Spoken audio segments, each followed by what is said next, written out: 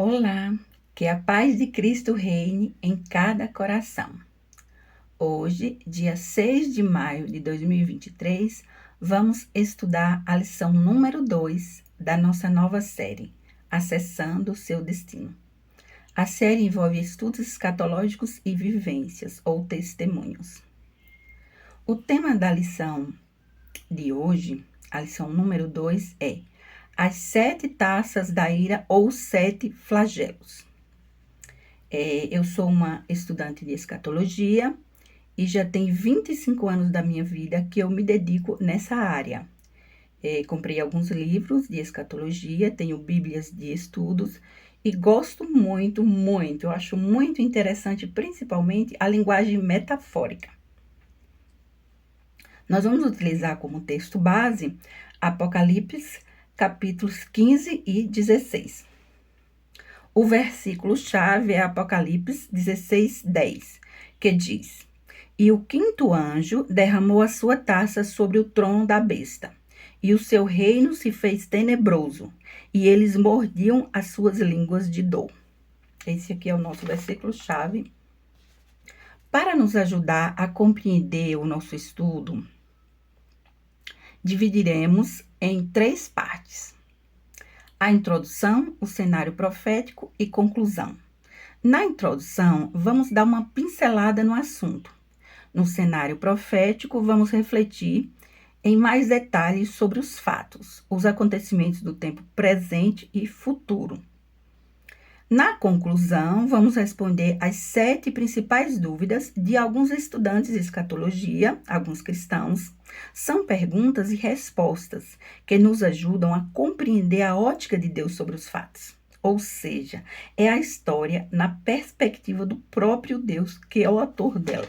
Deus é o autor da Bíblia, porque ele inspirou as pessoas para escrever. A Bíblia é a palavra de Deus, a verdade absoluta, não tem como duvidar da Bíblia. Tudo o que está escrito nela já aconteceu e vai acontecer. É um livro com conselhos práticos, orientações para todas as áreas da nossa vida. É um livro maravilhoso, vale a pena ler, refletir, meditar, pedir a Deus que nos dê entendimento da sua palavra, porque o mesmo Deus, o Espírito Santo de Deus que inspirou os profetas para escrever, nos inspira nos dias de hoje para compreender, explicar e compartilhar, porque o povo de Deus se perde por lhes faltar o conhecimento. É muito importante compartilhar os conhecimentos. Vamos à introdução. As 7 taças da ira de Deus. As 7 taças da ira é a última série de julgamentos de Deus. Nos capítulos 15 e 16, o apóstolo João registra a visão que ele teve dos 7 anjos com as 7 taças da ira.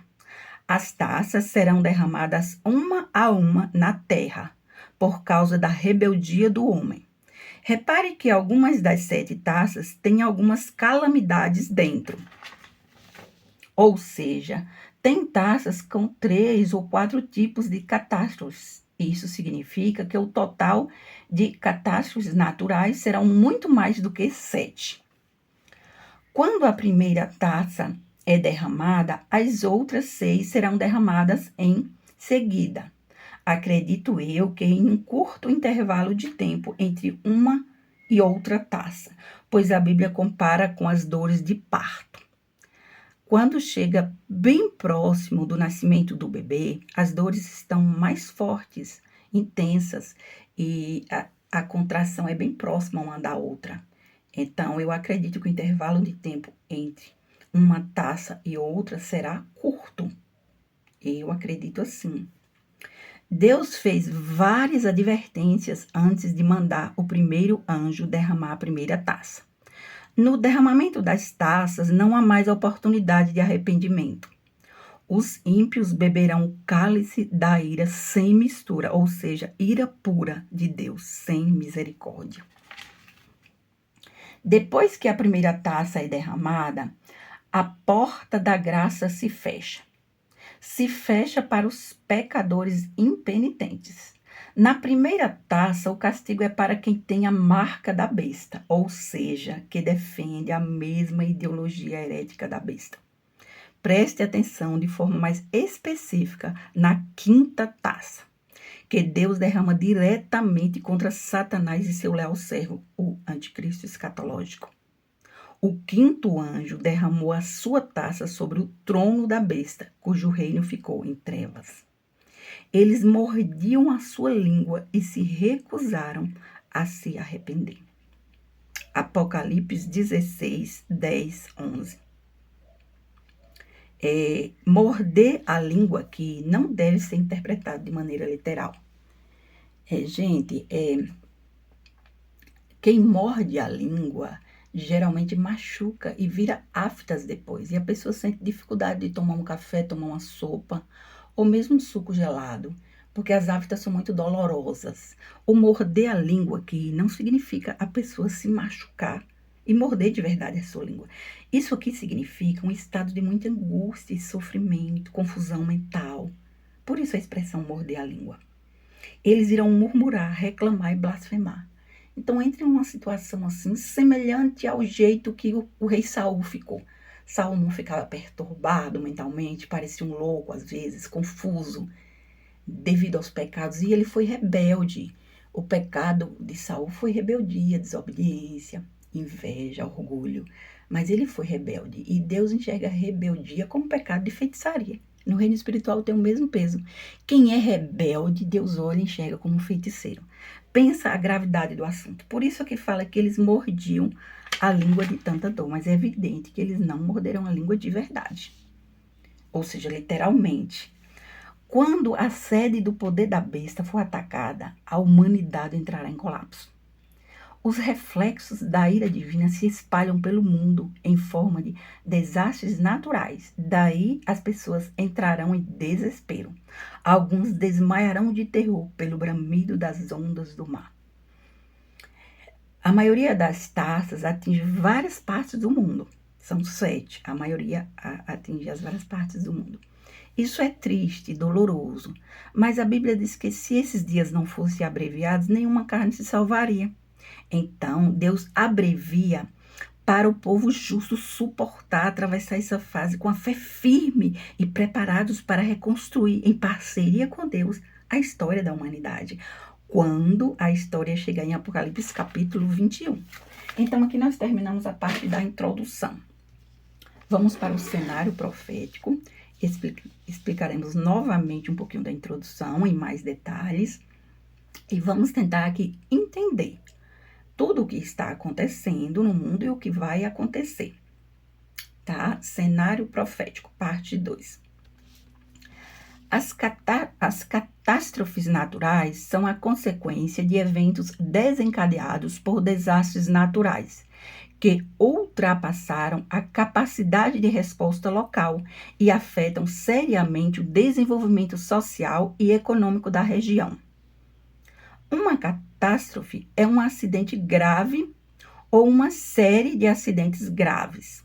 Está acontecendo no mundo uma série de acidentes graves, suscetíveis de provocarem elevados prejuízos materiais e, eventualmente, vítimas. Inclusive, eu estava acompanhando o noticiário e eu vi que já tem em muitos lugares com vítimas fatais e alguns feridos, afetando intensamente as condições de vida em todas as áreas.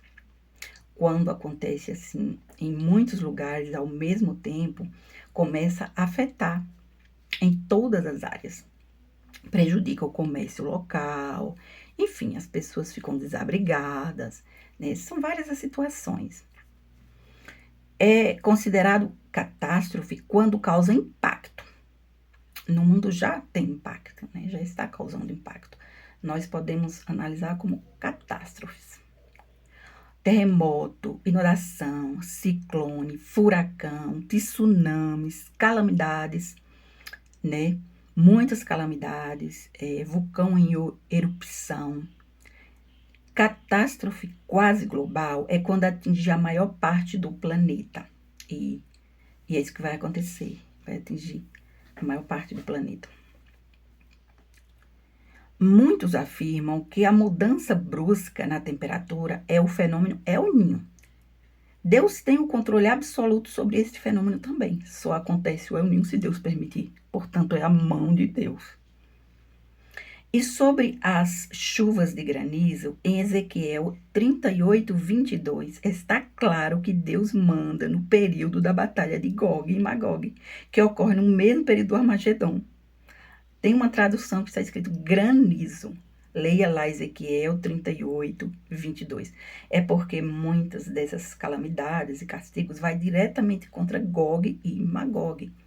Apesar de que eles não têm os 666 na testa, eles não defendem a mesma ideologia da besta e dos aliados da besta, mas no sentido de afrontar Deus, de perseguir o belo e santo monte do Senhor, de tentar prejudicar, enfim, várias outras situações que Deus julgou necessário chamá-los para o julgamento. Portanto, tudo acontece no mesmo período da história e tudo na mesma cidade, na cidade do avivamento. Sobre as 7 taças da ira de Deus, ou 7 flagelos, eu defendo a posição mais conhecida entre os cristãos, que as 7 taças se refere exclusivamente ao período final que antecede a segunda vinda de Cristo.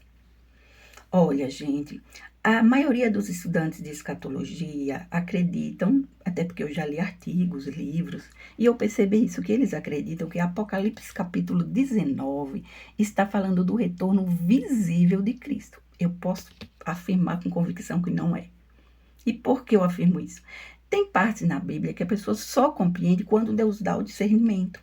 E eu me lembro que no mesmo dia que eu estava sentada na cama lendo a minha Bíblia, no livro de Esther, o dia que Deus falou as 2 frases, a vida de Esther, a história de Esther, e deixou as 2 frases no ar. Foi aí que eu li, comprei livros, tanto que o livro que eu mais li na Bíblia toda foi a história de Esther, várias vezes. Assisti minissérie, filmes, já assisti uns 4 filmes sobre isso, porque chamou demais a minha atenção. Aí hoje eu entendo que Deus estava comparando a personagem, a sua responsabilidade no mundo, o seu destino e a sua missão.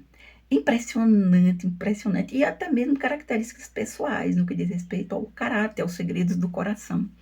Hoje eu entendo, mas no mesmo dia, eu fiquei em pé no meu quarto, eu estava sentada na cama lendo a Bíblia, depois fiquei em pé. E aí eu abri a Bíblia, li um pouquinho o Apocalipse e Deus me mostrou algo especial e importante em Apocalipse 19. Me deu discernimento claro. Representa algo no reino espiritual. Não é aquela parte que tem gente que diz todo olho verá, todo olho confessará. Em Apocalipse 19, não. É algo espiritual, está ligado com a batalha do Armagedon, mas não é a parte visível. Ou seja, isso me faz acreditar também que a pedra de Daniel 2 é a intervenção do próprio Deus, o Deus vivo e verdadeiro, mas não de forma visível, palpável, real. Ou seja, você vai ver Deus, até porque Deus é espírito, né? Deus é espírito. E também no período da pedra você não vai ver Jesus. Eu acredito que é espiritual, entende? Penso que isso ocorre no período da grande tribulação, em plena batalha do Armagedão. E as taças representam as respostas de Deus aos ímpios, e em especial a resposta de Deus ao seu principal inimigo, que é o anticristo. No período da batalha do Armagedon, o principal inimigo de Deus é o anticristo, mas não tem um opositor só. O reino de Deus tem muitos opositores, inclusive muita gente mesmo da esfera religiosa se volta contra o próprio Deus, abraçando heresias, apostasia e tantos outros absurdos. Idolatria, que Deus abomina. Será enfatizado o juízo de Deus sobre a dureza do coração do homem. A Bíblia nos mostra que, mesmo diante do sofrimento, os homens continuam endurecidos, rebeldes e blasfemos.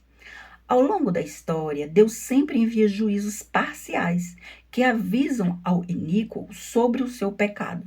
Mas, quando esses avisos são desprezados, então segue-se o derramamento conclusivo da sua ira. As taças, as 7 taças. É uma ira sem mistura, sem oportunidade para arrependimento. João contempla um mar de vidro, em Apocalipse 4:6. Ele forneceu um detalhe: esse mar é mesclado de fogo. Apocalipse 15:2. O apóstolo também viu os vencedores da besta, da sua imagem e do seu número, e do número do seu nome. Ou seja, ele viu os remanescentes mártires, habitantes no belo e santo monte, situado na parte de barro dos pés da estátua, em Daniel 2. Enquanto os ímpios estão em angústia e turbulência, os vencedores estão sob o mar de vidro, descansando na paz da transparência e da verdade. Aleluia, irmãos! Eles estão ao lado da palavra divina, a justiça de Deus que se revela como fogo para julgar o inimigo. Por isso que fala que estava mesclado em fogo. O fogo é o juízo divino, vindo exatamente desse local onde eles estão. Eles estão protegidos, numa espécie de arca de Noé, metaforicamente falando. Nós sabemos que quem estava dentro da arca, somente Noé e os seus familiares e os animais, estavam protegidos. Toda a calamidade, morte, destruição, angústia acontecendo fora da arca, mas dentro da arca eles estavam protegidos.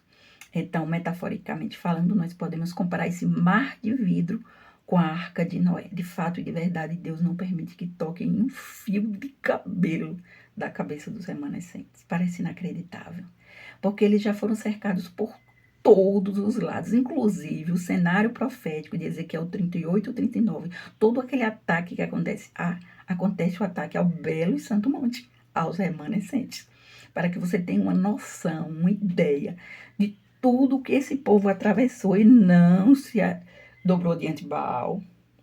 Não, em momento algum, esse povo negou a sua fé. Em momento algum. E justamente Deus quer honrar a fé deles, remanescente, é o resto, é quem sobrou. E Deus, de fato, de verdade, está determinado a recomeçar muita coisa usando eles. Aí Deus preserva eles, sem nenhum arranhão, nenhum machucadinho, nada. Incrível. Ao contrário, a glória de Deus, a Shekinah de Deus é praticamente visível naquele local.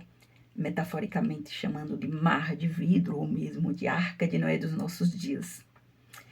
Esses vencedores estão entoando cânticos numa grande adoração ao Deus vivo, e eles compõem o barro dos pés da estátua, como eu já falei em vários estudos, gente. Tal como os israelitas no Egito, os santos são libertados da opressão desse mundo iníquo, do sistema corrompido que é a Babilônia escatológica, que é castigada através das pragas enviadas por Deus.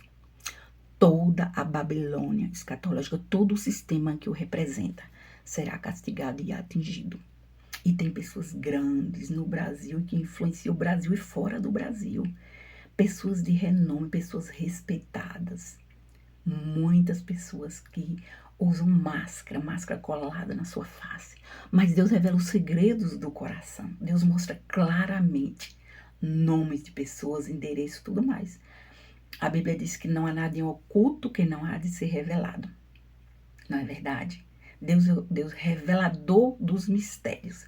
Portanto, Deus revela tudo. E nos dias de hoje, é impressionante como Deus está se mostrando para a humanidade, para os seus servos fiéis, para aqueles que buscam de coração, para quem teme o nome dele.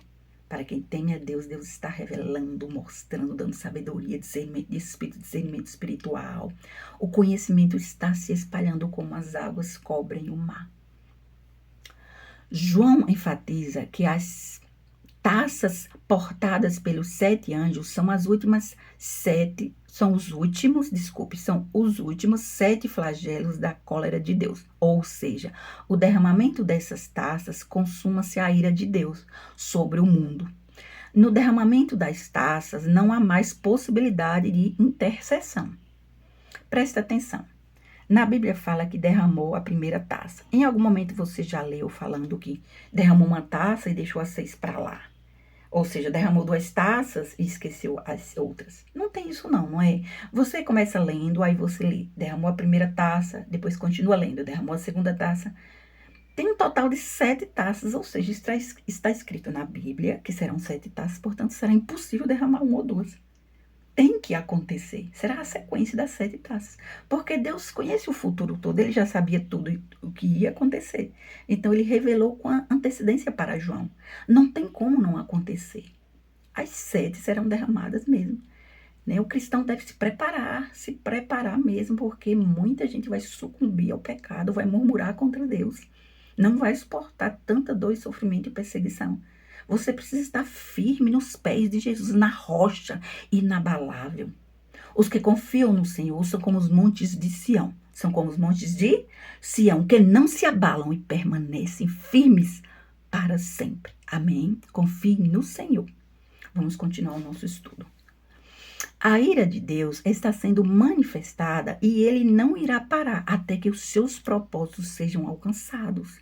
Deus tornou inacessível sua misericórdia para os ímpios. Para os ímpios, preste atenção. Se você não faz parte da lista de ímpios, não se preocupe. Ore que Deus vai te ouvir. Busque, esse é o momento de buscar. A ira sem mistura é a ira sem misericórdia. Ira pura, gente. Ira sem mistura. O juízo de Deus vai se revelando de um modo paralelo e progressivo no livro do Apocalipse. Com as trombetas, há o juízo acompanhado do convite ao arrependimento. Com as taças, não há mais oportunidade para se arrepender. Então, Deus enviou vários convites, apelos mesmo, apelos, clamando o povo a orar, a jejuar, a pedir perdão. E a grande maioria, eles agiram como nos dias de Noé, né? Zombando, escarnecendo, fazendo piada. Inclusive, Deus está contabilizando cada piada, viu? Você que está me ouvindo, se você tem o hábito, se você já fez piadas contra os mistérios de Deus e fez blasfêmias, blasfemou contra o Espírito Santo de Deus em algo que ele mesmo provou que era ele, Deus está contabilizando, viu? Até cada palavra que sai da tua boca, tu vai prestar contas diante de Deus. Eu não estou falando isso aqui para te intimidar, é para o teu bem. É uma advertência para o teu bem. Cuidado com o que tu pensa, com o que tu fala. Porque se Deus interpretar afronta contra ele, e ele sempre interpreta corretamente, Deus é um juiz justo, ele vai responder à altura. E Deus está irado. Não se provoca um Deus irado. A Bíblia diz que terrível coisa é cair nas mãos do Deus vivo. Então aprenda a respeitar a Deus. Se você não entende, se cale e ore por mais tempo. Mas cuidado, tá? Eu estou falando para o seu próprio bem. As taças são destinadas aos que possuem a marca da besta, os adoradores da sua imagem. E também há um grupo específico que defende os interesses de Baal. O trono da besta é o centro do governo anticristão, é a sede do governo do anticristo. Quando a sede do poder da besta é atacado, o sistema humano entra em colapso.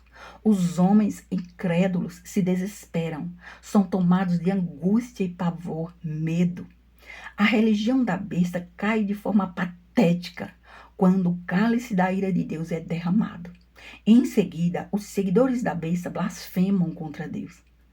Eles blasfemam, assim como era a atitude, né, do faraó do Egito e dos egípcios.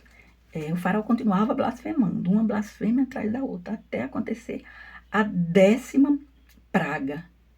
E no caso aqui, as 7 taças têm muitas semelhanças. É o mesmo Deus agindo de forma semelhante. 7 taças, 10 pragas do Egito. Ao invés de se arrependerem de suas obras malignas, João viu 3 espíritos imundos sair da boca do dragão, da boca da besta e da boca do falso profeta. Esses espíritos eram semelhantes a rãs, referindo-se ao seu caráter repugnante, asqueroso e abominável. São palavras mentirosas, engano, o que sai da boca dos 3 engano, para reunir os reis da terra, ou seja, para conseguir apoio. E o que não falta é apoio, gente, porque a cegueira espiritual está tão grande, que eu, sinceramente, acredito que mesmo se a pessoa pudesse enxergar os 666 na testa, pudesse ver o nome anticristo na testa do anticristo, ainda assim, ele iria ter apoio de muita gente, porque tanta gente segue fazendo algo tão semelhante ao que ele mesmo faz. Então, é algo muito grave, a cegueira espiritual do mundo. A Bíblia diz: o Deus desse século, que é o diabo, né? Cegou o entendimento das pessoas para que não resplandeça neles a luz do evangelho da glória de Cristo. Então o diabo, ele só joga sujo, ele cega mesmo. Como um abismo chama outro abismo, e o diabo apresenta o pecado como algo inofensivo, algo simples, então a pessoa peca e não confessa, peca de novo e não confessa, e acumula muitos pecados sem confissão. O problema não é pecar, que é impossível ninguém pecar, é impossível, né? Aqui até a pessoa mais perfeita do mundo já pecou. Jesus foi o único que jamais pecou. Todos os outros, até Jó, Abraão, José do Egito, com certeza todos pecaram e carecem da glória de Deus. Agora, uns bem mais e outros menos. Uns pecam e se arrependem, como Davi. Davi, quando foi afrontado pelo profeta Natan, imediatamente o arrependimento. Davi não esperou outro dia para ele se arrepender, na hora, porque era humilde, era segundo o coração de Deus. Então, pecava, mas corria para os pés do Senhor. É diferente. Nos dias de hoje, acumula-se os pecados e as pessoas resistem.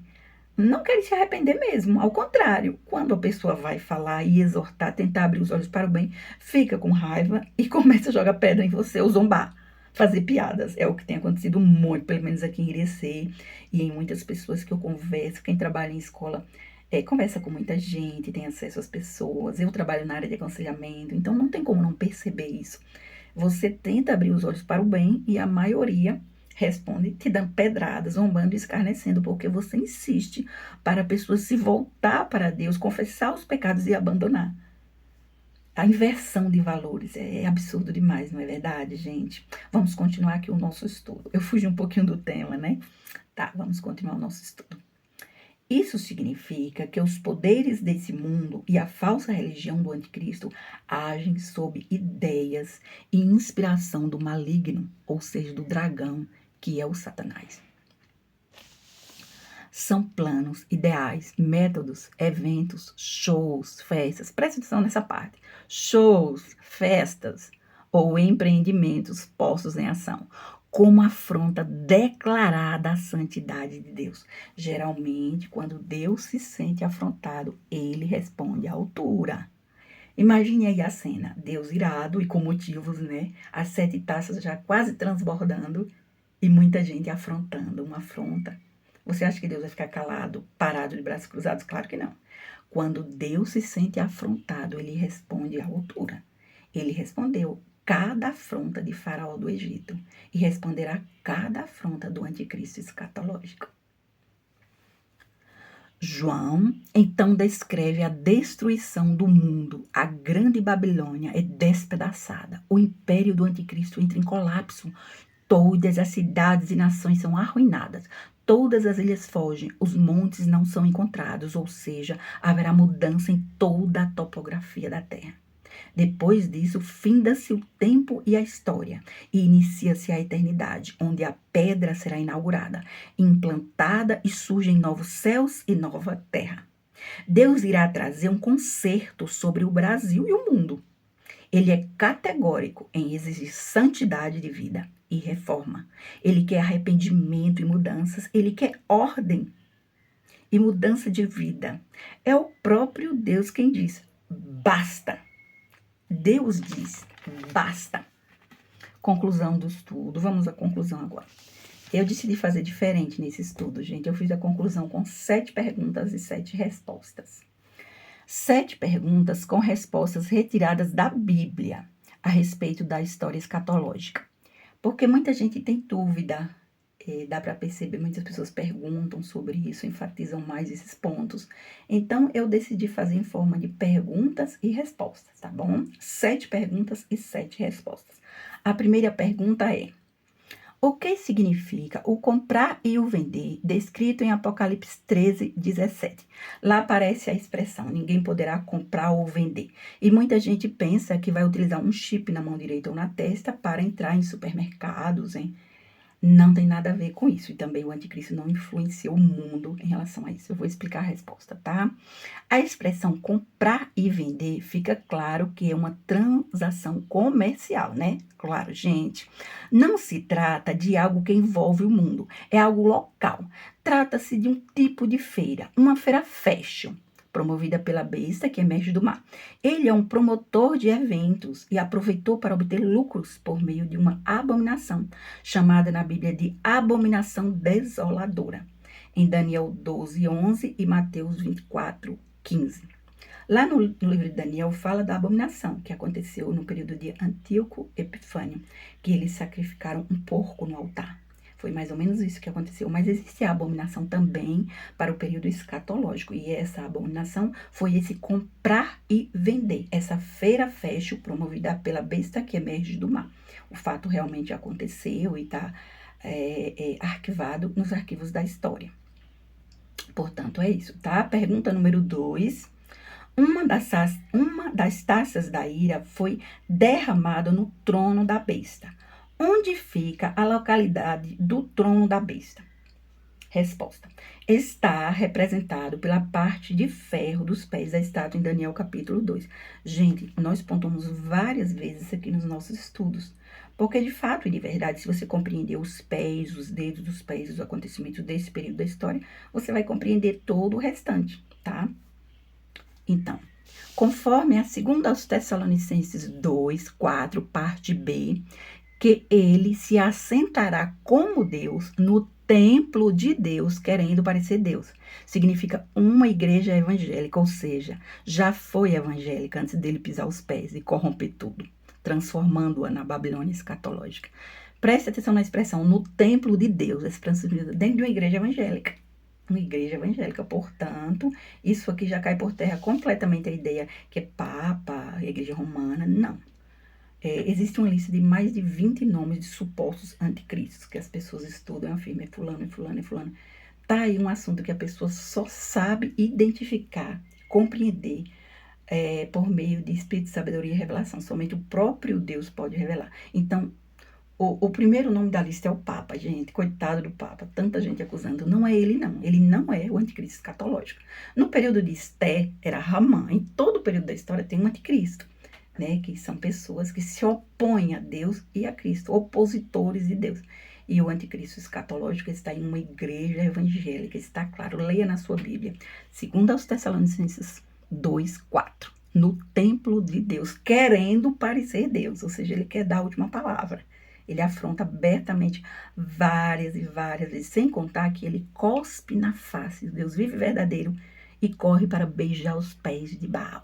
Ele é tão convertido a Baal como foi o rei Acabe e Jezabel. São pessoas convertidas ao Deus Baal. Agora pense aí na mentalidade de alguém que tem Baal como Deus. Não tem como.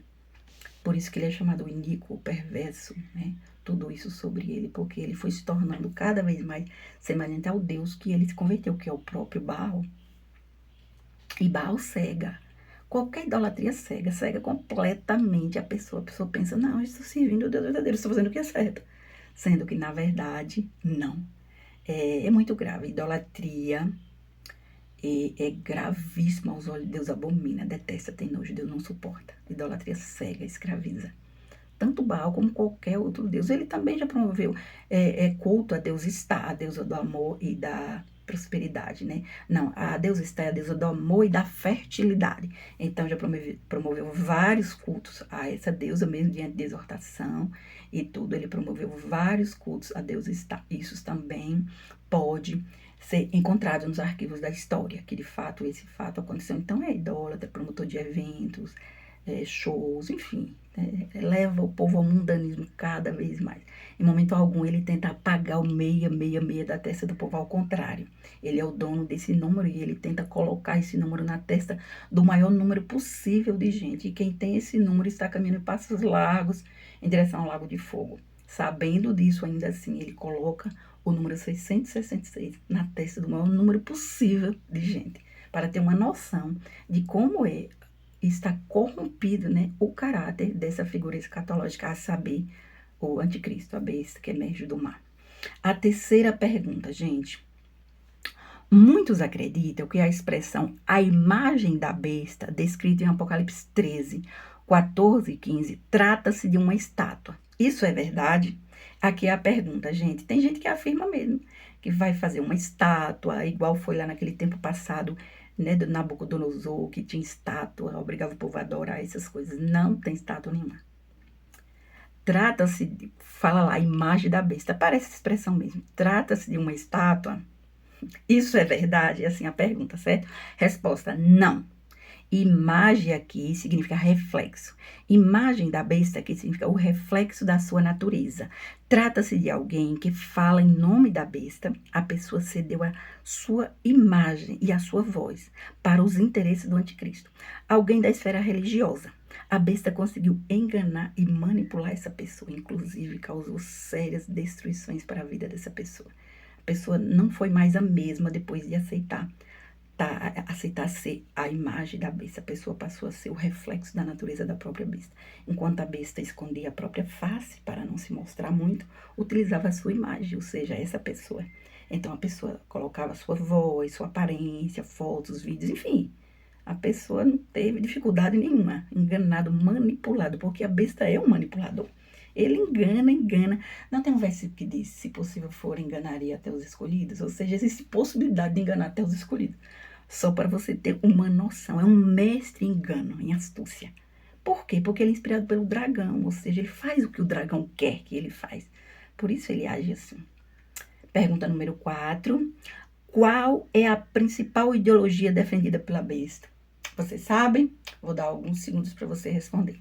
Qual é a principal ideologia defendida pela besta? Vamos à resposta.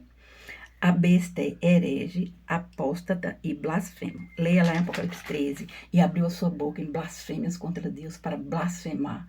Então são blasfêmias. Ele estava ali naquele momento distorcendo o caráter de Deus, falando mal de Deus, ofendendo a Deus, destruindo o caráter de Deus. Era o que ele estava fazendo em Apocalipse 13. É um sistema de crenças que se diz cristão, mas que destrói o caráter de Deus. Eles apresentam ao povo as características de Baal como se fosse de Deus. Distorce a santidade de Deus, causando assim lavagem cerebral nos ouvintes, confusão mental e tudo mais, afastando o povo de Deus, matando a fé genuína e bíblica do coração do povo. O Deus do anticristo é Baal, e isso foi por escolha pessoal. Ele teve a oportunidade de conhecer o caráter dos dois, do Deus vivo e verdadeiro e do Deus falso. E ele escolheu o falso, ele escolheu Baal. Olha o livre-arbítrio aí, gente, pra quem não acredita, o livre-arbítrio aí no período escatológico da história, né? A própria anticristo escatológico, a famosa besta que é mestre do mar, escolhe a Baal e despreza o Deus vivo e verdadeiro. Foi por escolha. Tá? Se você estudar, quase um terço da Bíblia Sagrada conta a história da escatologia. Veja a importância. Se não fosse importante, você acha que Deus deixaria quase um terço do total da Bíblia? Juntando as informações do Antigo Testamento e do Novo, dá quase um terço. Tudo contando essa história escatológica. Então, é importante, sim, gente, importante demais. E é o nosso tempo. Nós somos a geração escatológica. Agora, vamos à pergunta número 5, tá? Qual é a característica mais marcante da besta?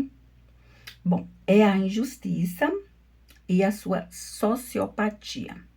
Em Daniel 7, 7b diz: tinha dentes grandes de ferro, devorava e fazia em pedaços, e pisava aos pés o que sobrava. Esse pisava aos pés o que sobrava mostra sociopatia, uma pessoa que já está com a mente completamente corrompida, como se fosse anestesiada, entende? A mente corrompida mesmo.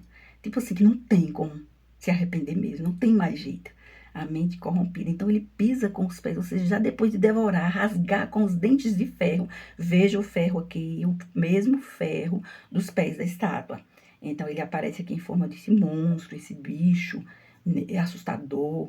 Imagine a situação de João vendo tudo isso. Se fosse uma mulher, eu acho que ia desmaiar vendo tudo que João viu. Porque sempre bichos, a prostituta, sentada uma besta, tantas cabeças, tanto diadema. Que coisa ridícula. Em momento algum ele aparece em forma de um coelhinho branco, uma borboleta colorida. Não, sempre essas coisas horríveis. Denotando, assim, esse caráter dele, né? Esse caráter distorcido. É um sociopata mesmo. Ele é um sociopata. 6º. Qual é o significado de lago de fogo em Apocalipse 20, 10 e em outros versículos que falam do lago de fogo? Gente, muita gente interpreta esse versículo, lago de fogo, como se fosse um inferno propriamente dito. Eu afirmo para você que não é inferno. Por quê? Porque eu pego a resposta da Bíblia mesmo, gente. A Bíblia fala que o lago de fogo é a segunda morte. A segunda morte é a morte espiritual. A primeira morte não é a morte física, a segunda morte é a morte espiritual. Ou seja, a pessoa está morta espiritualmente, mas pode conversar com você normalmente. Porque não é um lugar, é um estado de espírito, é morte espiritual. Fala de angústia, sofrimento, é evidente. Se a pessoa está completamente morta espiritualmente falando, sem esperança, sem Deus, pensa em angústia, o sofrimento. É nesse momento que as pessoas mordem a língua de tanta dor. Eu acredito que tem gente que já está nesse lago, que já está nesse estado de morte espiritual. Porque nós estamos vivendo tudo isso. Então, assim, eu não acredito, com todo o respeito a quem interpreta como inferno propriamente dito, mas eu entendo assim, né? Considero o fato que eu estudo há 25 anos, né? Muita dedicação, muito estudo mesmo, pesquisei em vários locais, tem outras expressões na Bíblia que dá a entender o inferno propriamente dito, mas lago de fogo é a segunda morte, a morte espiritual. Eu não entendo se é possível não sair de lá algum dia, sair desse estado. Eu não entendo isso, por isso não vou pontuar aqui no estudo, para não falar nenhuma besteira, nenhuma heresia, porque eu estou pesquisando sobre isso e eu não compreendo ainda. E vou orar a Deus pedindo discernimento. Se é possível o indivíduo algum dia sair do estado de lago de fogo ou não, isso eu não compreendo, mas eu entendo claramente que não é inferno propriamente dito. Tá? Até porque o próprio diabo é jogado depois para fazer companhia à besta e o falso profeta. A besta e o falso profeta inauguram o lago de fogo. Imagine aí a inauguração do lago por essas duas criaturas. E quem é o falso profeta? Um parceiro muito fiel da besta, que também foi enganado pela mesma besta, chamado de falso profeta. E aí os dois inauguram o lago de fogo. Depois o próprio diabo é jogado lá para fazer companhia, os dois formando novamente a trindade satânica, besta, dragão e falso profeta, né? Porque no reino espiritual é uma espécie de parceria, conexão, intimidade entre eles. O interessante é que se eles estão na esfera religiosa, eles têm Bíblia, eles lêem Bíblia, eles fazem isso sabendo o que estão fazendo. É impressionante, né? A pessoa saber que recebe do dragão poder, autoridade, grande poderio. Porque está escrito lá, e o dragão lhe deu poder, autoridade, grande poderio. Quem é o dragão? O diabo. Até uma criança de 5 anos sabe que o dragão é o diabo. Então o dragão deu para a besta lê na Bíblia, vê que recebe dragão e continua sendo a besta. Né? Com todo o respeito, sem querer criticar a pessoa da besta, mas é besta no sentido literal da palavra. No sentido de realmente não ter inteligência, não é impressionante o que é que o diabo faz na mente do indivíduo, não é? Impressionante como é que o indivíduo chega a tamanha besteira de destruir a sua vida desse jeito e a vida de tanta gente, sabe? Sem querer ofender ninguém, por favor, não interprete mal. Se a Bíblia me chama de besta e mostra as atitudes dele, não tem um único elogio na Bíblia toda para essa figura escatológica. Não tem nenhuma comparação de algo assim de bom e bonito em relação ao comportamento dele. Então, a palavra besta pode ser considerada, sim, como uma forma literal da palavra também. Porque inteligente é o que não é, gente. Misericórdia, né? Sinceramente, né? Eu acho, assim, bem absurdo mesmo, de acordo com os relatos que eu mesmo leio na Bíblia. Que ele fez, sendo da esfera religiosa. É evidente que ele lê isso na Bíblia sobre ele mesmo. Ou seja, a biografia dele está todinha na Bíblia. E ele continua sendo aquilo que é, sabendo que vai inaugurar o Lago de Fogo. Sabendo que o dragão lhe deu poder, autoridade e grande poderio. Ele diz amém a essa autoridade vindo das trevas do dragão.